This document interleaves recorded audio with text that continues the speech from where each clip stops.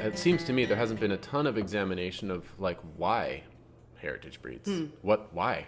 What is a heritage pig, and why would you pick one? And unfortunately, there's lots of confusion about that, and I think unsatisfying answers. Why would you pick a heritage pig?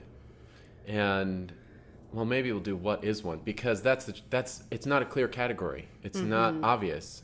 If you actually do research, you realize, well, all of our pigs most of them came from 19th century nobles breeding pigs, and they did work with the ones that were local, in their vicinity. That's why they all have regional names: Yorkshire, Berkshire, Gloucester, and a lot of them came from Britain, because when Britain couldn't keep up with their own pork demand, and much less export pork during industrialization, they decided, for national pride reasons, to export genetics, and they very much did that. And that's why so many of our bovines also are from the Channel Islands and from Britain, from the British Isles, and same with the pigs. It's very much they all come from there, and it's tricky. The line between a heritage pig and like what's the opposite of a heritage pig? Is it modern? Or what's a modern breed? Well,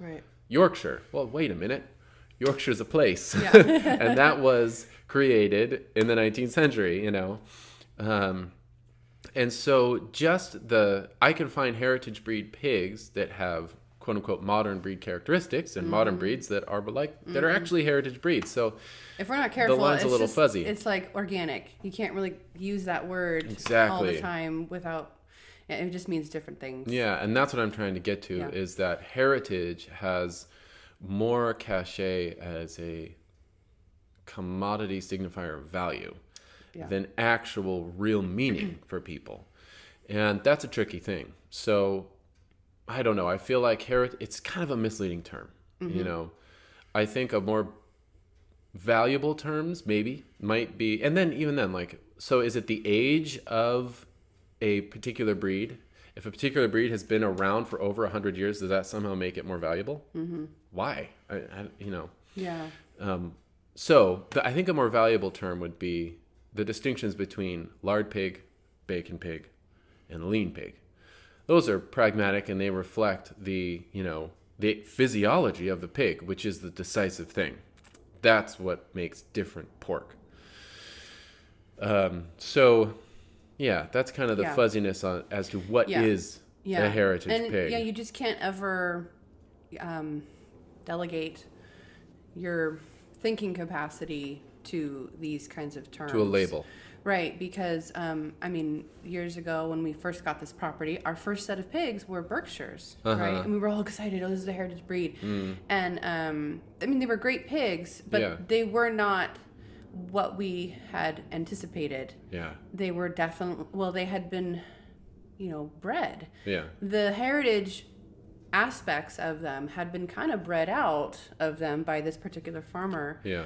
To accommodate his own market. That's his prerogative. Right. Yeah. For good reason. Right. Yeah.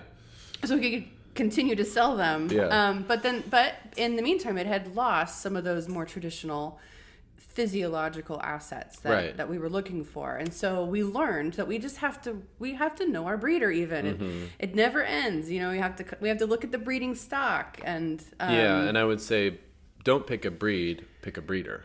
Exactly. That's the more precise thing to look for, because literally the Berkshires in America, when we say they departed from the heritage Berkshire, what that means is they no longer fulfill the breed standard, maybe arbitrarily determined by, the Berkshire Breed Association 160 years ago or something like that. Right. But not any older than that, and so American Berkshires are lean and still slow growing relative to like a Yorkshire or a modern Yorkshire. Again, you can't even, they're so different. Just again, it depends on the breeder. Right. But they're much leaner than the British breed standard. And even the British breed standard versus the American breed standard for the Gloucester Old Spot, the British breed standard has more fat. The American breed standard is leaner.